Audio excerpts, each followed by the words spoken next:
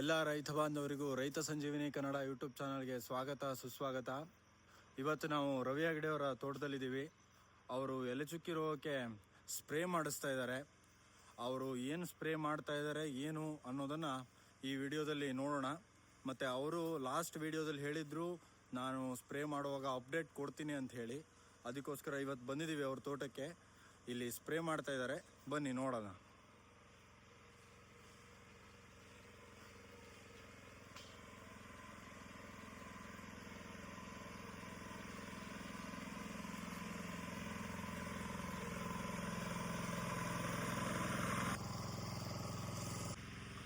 ನಮಸ್ಕಾರ ರವಿ ಹೆಗ್ಡೆ ಅವರೇ.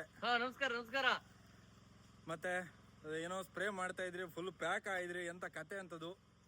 ಅದೇನಂತಂದ್ರೆ, ಈಗ ನಾನು ಒಂದ್ ತಿಂಗಳ ಹಿಂದೆ ಕೊನೆ ಕೊಯ್ಲು ಆದ್ಮೇಲೆ ಸ್ಪ್ರೇ ಮಾಡ್ಬೇಕಂತ ಹೇಳಿದ್ದೆ ಇದೇ ವಿಡಿಯೋ ಮುಖಾಂತರ. ಅದೇ ರೀತಿ ನಾನು ಇವತ್ತು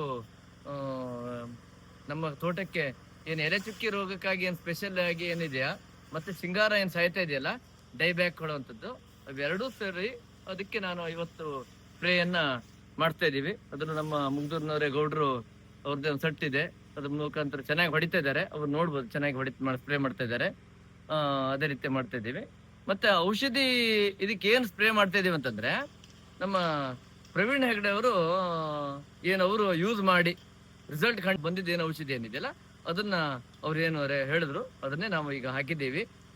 ಅದನ್ನ ಹೆಚ್ಚಿನ ಮಾಹಿತಿಯನ್ನು ಅವ್ರು ಹೇಳ್ತಾರೆ. ಅದೇ ನಾವು ಹಿಂದಿನ ಸಲ ಹೇಳ್ದಂಗೆ ಇದಕ್ಕೆ ಇವರ ಈಗಿನ ತೋಟಕ್ಕೆ ನಾವು ಅಜಾಕ್ಸ್ಟ್ರಾಬಿನ್ ಟೆಬುಕೊನಜೋಲ್ ಪ್ರತಿ ಲೀಟರ್ ನೀರಿಗೆ 2 ml ಮತ್ತು ಅದಕ್ಕೆ ಮೈಕ್ರೋನ್ಯೂಟ್ರಿಯೆಂಟ್ 2.5 ml ಪರ್ ಲೀಟ್ರ್ ನೀರಿಗೆ, ಮತ್ತು ಮ್ಯಾಕ್ಸ್ವೆಟ್ 1 ml 1 ಲೀಟ್ರ್ ನೀರಿಗೆ, ಮತ್ತು ಥಯಾಮಿಥಾಕ್ಸೈಮ್ ಅನ್ನುವಂಥದ್ದು ಒಂದು ಕೀಟನಾಶಕ. ಇದು ಕೀಟನಾಶಕವನ್ನು ಏಕೆ ಮಿಕ್ಸ್ ಮಾಡಬೇಕು ಏಕೆ ಮಿಕ್ಸ್ ಮಾಡಬಾರ್ದು ಅನ್ನೋದು ತೋಟದ ಮೇಲೆ ಡಿಪೆಂಡು.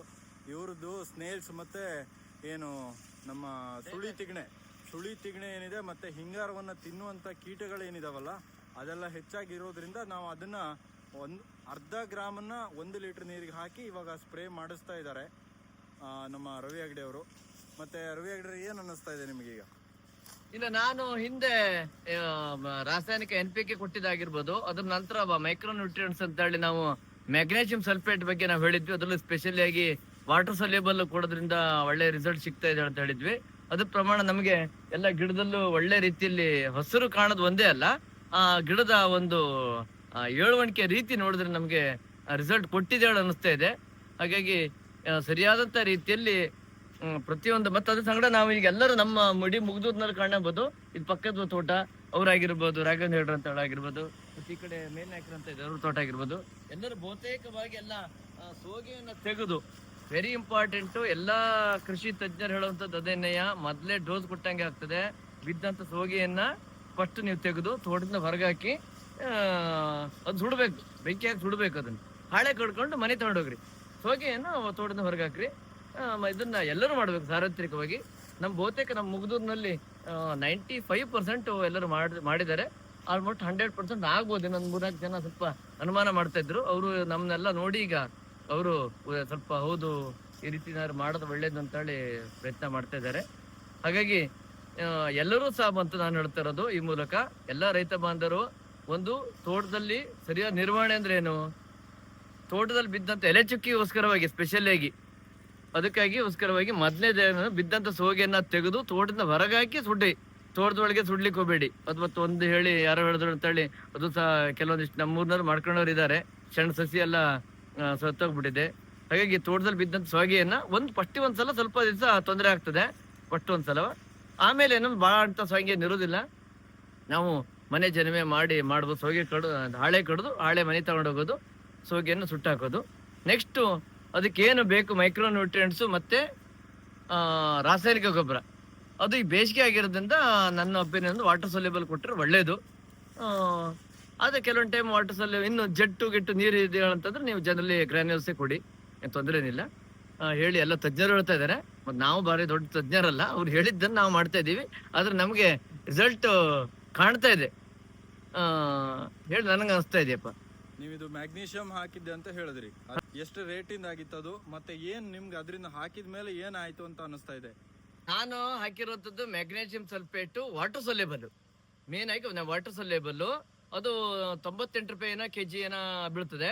ಬಟ್ ಅದ್ ಮೇನ್ ಏನಪ್ಪಾ ಕೇಟ್ರೆ ವಾಟರ್ ಸೊಲ್ಯೂಬಲ್ ಆಗಿರೋದ್ರಿಂದ ಅದಕ್ಕೆ ಒಂದು ನೀವು ಟೆಸ್ಟ್ ಬೇಕಾದ್ರೆ ಮಾಡಿ ನೋಡ್ಬೋದು. ಒಂದ್ ಸ್ವಲ್ಪ 2 ಚಮಚ ಹಾಕಷ್ಟು ಕೈಲಿ ಇಟ್ಕೊಂಡು ಅದಕ್ಕೆ 1 ಡ್ರಾಪ್ಸ್ ನೀರ್ ಬಿಟ್ರೆ ಸಾಕು, ಅದು ಕರಗೋಗ್ಬಿಡ್ತದೆ, ಅಂದ್ರೆ ಕಾಣಿಸೋದಿಲ್ಲ. ಅಷ್ಟು ಪ್ಯೂರ್ ಇರುವಂತ ವಾಟರ್ ಸೊಲ್ಯೂಬಲ್ ಮ್ಯಾಗ್ನೇಷಿಯಂ ಸಲ್ಫೇಟ್ ಹಾಕಿರೋದು. ಅದನ್ನ ಹಾಕಿದ ಮೇಲೆ ಇಲ್ಲೇ ಗಿಡ ಕಾಣಿಸ್ತದೆ.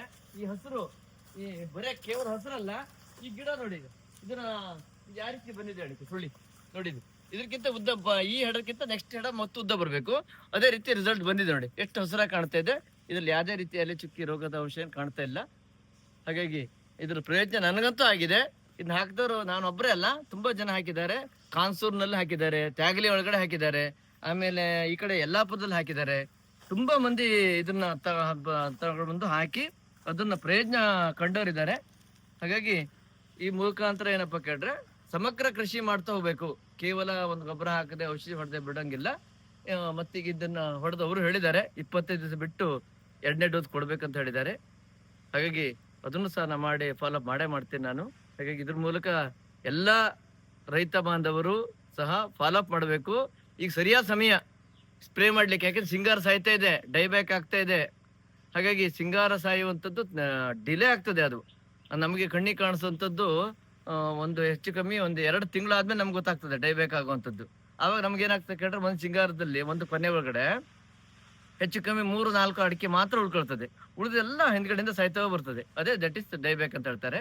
ಹಾಗಾಗಿ ಅದೆಲ್ಲ ಕಂಟ್ರೋಲ್ ಆಗ್ಬೇಕಾದ್ರೆ ಇದೆಲ್ಲ ಮಿಕ್ಸರ್ ಮಾಡಿ ಕರೆಕ್ಟಾಗಿ ಸ್ಪ್ರೇ ಮಾಡಲೇಬೇಕು. ಮತ್ತೆ ಆ ಮುಖಾಂತರ ಎಲ್ಲ ರೈತರು ಸಹ ಇದನ್ನು ಫಾಲೋ ಅಪ್ ಮಾಡಿದ್ರೆ ಎಲೆ ಚುಕ್ಕಿ ಇರುವನ್ನ ನಿಯಂತ್ರಣ ಮಾಡ್ಬೋದು ಅಂತ ನನಗೆ ಅನಿಸ್ತಾ ಇದೆ. ಧನ್ಯವಾದ. ಓಕೆ, ಧನ್ಯವಾದಗಳು ರವಿ ಹೆಗ್ಡೆ ಅವರೇ. ಈಗ ಫುಲ್ ಪ್ಯಾಕ್ ಆಗಿದ್ದೀರಾ, ಅದನ್ನೊಂದು ಹೇಳಲೇ ಇಲ್ಲ ನೀವು. ಇದು ನಾನು ಮತ್ತೊಂದು ಹೇಳ್ಬೇಕು ಮಾಡಿದೆ. ಎಲ್ಲ ರೈತರು ಏನಪ್ಪಾ ಕೇಳಿದ್ರೆ ಇವೆಲ್ಲ ಶಿಲೀಂಧ್ರನಾಶಕ ಆಗಿರೋದ್ರಿಂದ, ಕೆಮಿಕಲ್ ಆಗಿರೋದ್ರಿಂದ ಏನಪ್ಪಾ ಕೇಳಿದ್ರೆ ನಾವು ನಮ್ಮ ಮುಂಜಾಗ್ರತವಾಗಿ ಹಿರಿಯ ತೋಟಗಾರಿಕೆ ಇಲಾಖೆಯರು ಹೇಳಿದ್ದಾರೆ, ನೀವು ಸ್ಪ್ರೇ ಮಾಡ್ಬೇಕಾರೆ ಒಂದು ಫುಲ್ ತೋಳು ಮತ್ತು ಫುಲ್ ಇದಾಕಿ ಇಟ್ಕೊಂಡು ಹ್ಯಾಂಡ್ ಗ್ಲೌಸ್ ಹಾಕಿ ಮಾಸ್ಕ್ ಹಾಕೊಂಡೇ ನೀವು ಸ್ಪ್ರೇ ಮಾಡ್ಬೇಕು ಅಂತ ಹೇಳ್ತಾ ಇದಾರೆ. ನಮ್ಮ ಎಚ್ಚರಿಕೆ ನಾವಿರ್ಬೇಕು. ಆರೋಗ್ಯ ದೃಷ್ಟಿ ನಮ್ಮ ಆರೋಗ್ಯ ಬೇಕಲ್ಲ. ಈಗ ಅದ್ರ ಆರೋಗ್ಯ ನೋಡ್ಲಿಕ್ಕೆ ಹೋಗಿ ನಾವೇನೇನೋ ಹೊಡೆದು ಏನು ಮಾಡೋಕ್ಕಿಂತವ ನಮ್ಮ ಎಚ್ಚರಿಕೆ ನಾವಿರ್ಬೇಕು. ಹಾಗಾಗಿ ನಾನಂತೂ full hand gloves, full pack ಹಾಕೊಂಡು ಮಾಸ್ಕ್ ಹಾಕೊಂಡೆ ಕೆಲಸ ಮಾಡ್ತಾ ಇದ್ದೀನಿ. ಕೆಲವೊಂದಿಷ್ಟು ರೈತರಿಗೆ ಇದು ಕೂಡ ಸ್ವಲ್ಪ ಸಮಸ್ಯೆ ಆಗುತ್ತೆ, ಹೇಗೆ ಇದನ್ನ ನಿರ್ವಹಣೆ ಮಾಡೋದಾಗಿರ್ಲಿ. ಸ್ಪ್ರೇ ಮಾಡುವಾಗ ನಾವೇನ್ ತಗೋಬೇಕು ಕ್ರಮ, ಅವ್ರ ಔಷಧಿ ಹೊಡಿತಾ ಇರೋದು, ಕೆಳಗಡೆ ಇವ್ರು ಕುತ್ಕೊಂಡಿರೋದು, ಮತ್ತೆ ಕುಡಿಯೋ ನೀರಿನ ಬಾವಿ ಎಲ್ಲ ಹತ್ರ ಇರೋದು, ಆದಷ್ಟು ಸೇಫ್ ಆಗಿರೋದನ್ನ ನೋಡ್ಬೇಕು. ಅದನ್ನ ತಿಳಿಸ್ಕೊಟ್ಟಿದ್ದೀರಾ, ತುಂಬಾ ಧನ್ಯವಾದಗಳು ನಿಮಗೆ. ಧನ್ಯವಾದ. ಮಾಹಿತಿ ಇಷ್ಟವಾದ್ರೆ ಎಲ್ಲಾ ರೈತ ಬಾಂಧವರು ವಿಡಿಯೋನ ಶೇರ್ ಮಾಡಿ ಮತ್ತು ಲೈಕ್ ಮಾಡಿ, ಚಾನೆಲ್ ಅನ್ನ ಸಬ್ಸ್ಕ್ರೈಬ್ ಮಾಡಿ. ಧನ್ಯವಾದಗಳು.